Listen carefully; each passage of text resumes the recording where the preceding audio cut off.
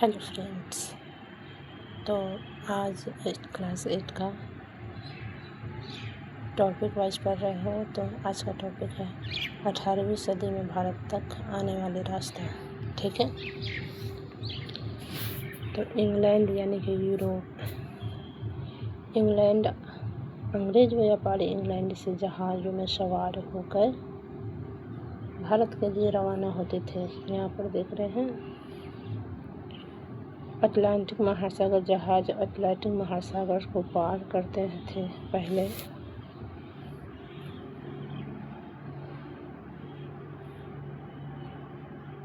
यहाँ देख सकते हैं अंग्रेज व्यापारी समुद्र के रास्ते भारत आए। उन्होंने यह लंबी समुद्र मार्ग चुना। ये देख रहे हैं लंबी समुद्र मार्ग है ये। ठीक है। भारत के प्रमुख बंदरगाह को देखते हैं। भारत पहुंचकर अंग्रेज इन प्रमुख बंदरगाहों पर व्यापार करते थे। सूरत में आए, जैसे सूरत गुजरात में है, मद्रास चेन्नई में है, बॉम्बे मुंबई में है, कलकत्ता आपका कोलकाता है। आगे बढ़ते हैं, महत्वपूर्ण बातें देख लेते हैं। अंग्रेज व्यापारी पहले व्यापार के उद्देश्य से भारत आए। उन्होंने समुद्र के रास्ते लंबा और कठिन मार्ग तय किया था। वही मार्ग 18वीं सदी में भारत आने वाले मुख्य रास्ता था। ठीक है। Cap of good hope Africa के दक्षिणी सिरे कैप ऑफ गुड होप से घूम कर जहाज हिंद महासागर में प्रवेश करते थे। जैसे ये है ना कैप ऑफ गुड होप, इससे घूमकर तब ये महासागर में प्रवेश करते थे यहाँ पे। ठीक है।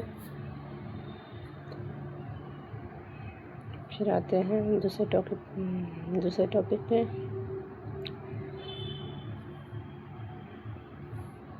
यहाँ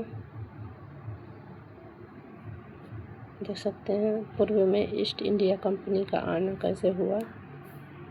देखते हैं कैसे आया ईस्ट इंडिया कंपनी। 1600 ईस्वी में ईस्ट इंडिया कंपनी की स्थापना हुई थी। 1600 ईस्वी में क्या हुई थी? ईस्ट इंडिया कंपनी की स्थापना हुई थी। ये महारानी एलिजाबेथ प्रथम है। ये 1600 में महारानी एलिजाबेथ प्रथम ने ईस्ट इंडिया कंपनी को पूर्व से व्यापार का चार्टर मतलब इजाज़तनामा दिया था। ये चार्टरनामा है, इसमें लिखा था इस चार्टरनामा के अनुसार कंपनी को पूर्व के देशों यानी कि भारत पूर्व में जितने आने वाले देशों से व्यापार करने का अधिकार मिला था। ये दी हुई थी एलिजाबेथ प्रथम ने ईस्ट इंडिया कंपनी को। ठीक है। फिर उसके बाद में चार्टर का मतलब समझते हैं। इंग्लैंड की कोई और कंपनी इन इलाकों में व्यापार नहीं कर सकती थी। कंपनी बिना प्रतिस्पर्धा के व्यापार करके अधिक मुनाफा कमा सकती थी। इजाज़तनामा का यानी कि चार्ट का यही मतलब था। फिर उसके बाद में इंग्लैंड के जहाज अफ्रीका के पश्चिम तट से होते हुए केप ऑफ गुड होप का चक्कर लगाकर हिंद महासागर पार कर भारत पहुंचते थे। यहाँ देख रहे हैं फिर वहाँ भारत पहुंचते थे। फिर उसके भारत में कौन कौन आए हुए थे उसके बारे में जानते हैं। सबसे पहले तो पुर्तगाली आया। 1498 में वास्को द गामा ने भारत पहुंचने का समुद्र मार्ग खोजा था। यही सबसे पहले खोजा हुआ था। ये डच है। डच जो है 17वीं सदी की शुरुआत हिंद महासागर व्यापार की तलाश में आया था। ये फ्रांसीसी, कुछ समय बाद फ्रांसीसी व्यापारी भी भारत आए थे। फिर उसके बाद में अंग्रेज आया। ईस्ट इंडिया कंपनी ने भारत के पश्चिमी तट पर अपनी उपस्थिति दर्ज की, यानी कि सबसे पहले पुर्तगाली आया 1498 में, डच भी आया, फिर उसके बाद फ्रांसीसी, तब अंग्रेज लोग आया। फिर अगला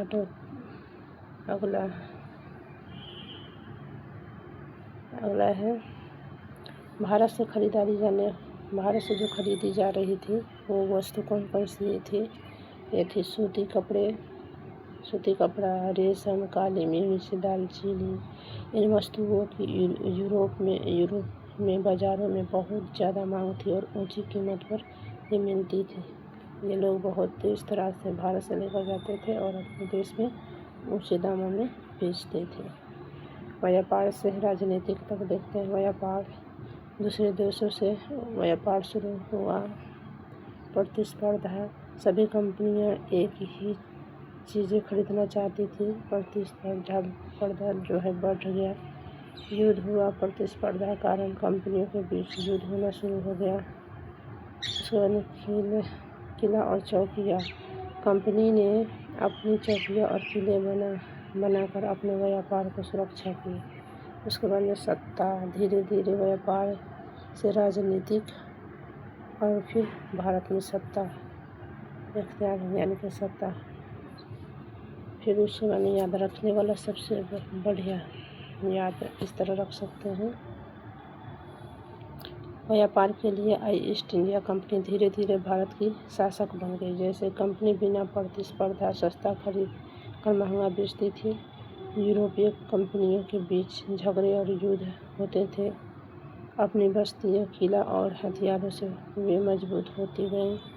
स्थानीय शासकों से टकराव बढ़ा और व्यापार और राजनीतिक एक हो गए।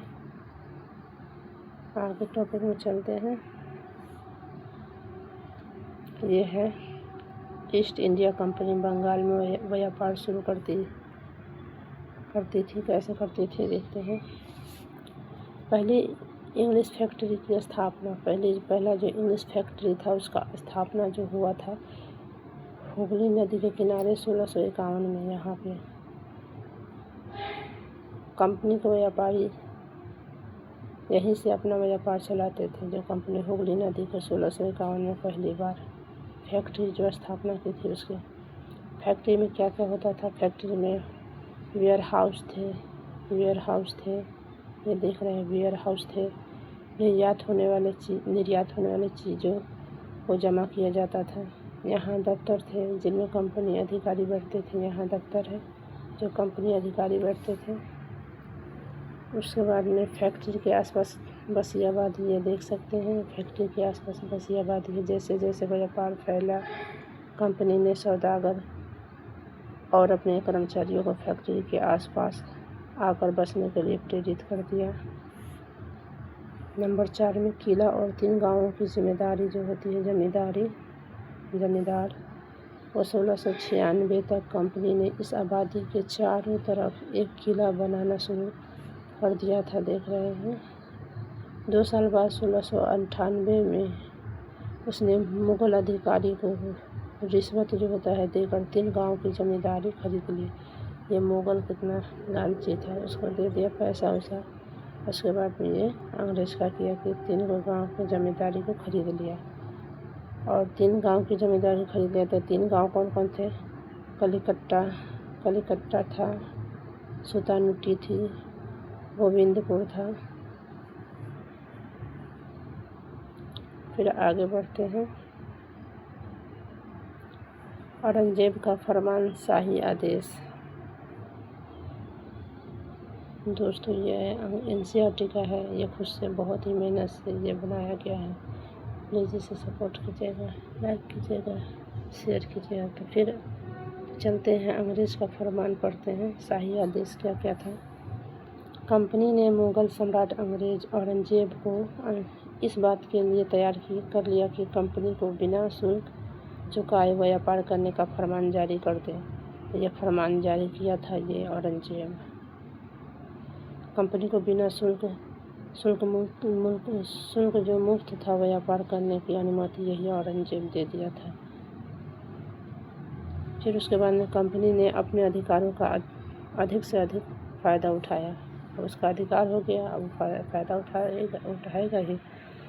कंपनी अपने हाथ से करने और पहले से मौजूद अधिकारों का ज़्यादा से ज़्यादा फ़ायदा उठाने में लग गई। औरंगजेब के फरमान से केवल कंपनी को ही शुल्क मुक्त व्यापार का अधिकार मिला था। कंपनी के ऑप्शन अधिकारियों और व्यापारियों ने इसका पूरा लाभ उठाया। उन्हें चूंकि शुल्क यानी कि देने से इनकार कर दिया, जिससे बंगाल में राज्य की आय बहुत कम हो गई। ठीक है। फिर उसके बाद में 7 नंबर पे देखते हैं, व्यापार के लिए आने वाला साधन कौन कौन सा था, ये देख सकते हैं। मद्रास के जहाज को देख सकते हैं, समुद्र के रास्ते से सामान लाते थे। स्थानीय नौकाएं जो देख रही हैं, स्थानीय नाव सामान की ढुलाई होती थी। महत्वपूर्ण वर्ष जो 1651 पहली फैक्ट्री हुगली नदी के किनारे 1651 में पहली फैक्ट्री जो है हुगली नदी के किनारे। ठीक है। 1696 में कंपनी ने किला बनाना शुरू किया था। फिर 1698 में 3 गांवों की जमींदारी खरीदी। 18वीं सदी के बीच में कंपनी का व्यापार बहुत बढ़ गया। 18वीं सदी के उत्तरार्ध में प्लासी का युद्ध भी स्टार्ट हो गया 1757 में। ठीक है। अब याद रखने वाला तथ्य कैसे याद रख सकते हैं, देखिए 1651 में हुगली नदी के किनारे क्या था, पहली फैक्ट्री शुरू हुई थी। फिर किला बनाया, 3 गांव की जमींदारी खरीदी। फिर औरंगजेब शुल्क मुक्त व्यापार का फरमान मिला, औरंगजेब ने दे दिया। कंपनी ने अपने अधिकारों का लाभ उठाकर व्यापार बढ़ाया। फिर धीरे धीरे कंपनी प्रभाव बंगाल में बहुत बढ़ गया था। कंपनी का जो प्रभाव था बंगाल में बहुत ही ज़्यादा बढ़ गया था। ठीक है दोस्तों, तो अगर वीडियो पसंद आए तो चैनल को लाइक सब्सक्राइब कीजिएगा, शेयर कीजिएगा इसी तरह की वीडियो देखने के लिए। फिर मिलते हैं अगले वीडियो में अगले टॉपिक से रॉबर्ट क्लाइव से। ठीक है। धन्यवाद। जय हिंद, जय भारत।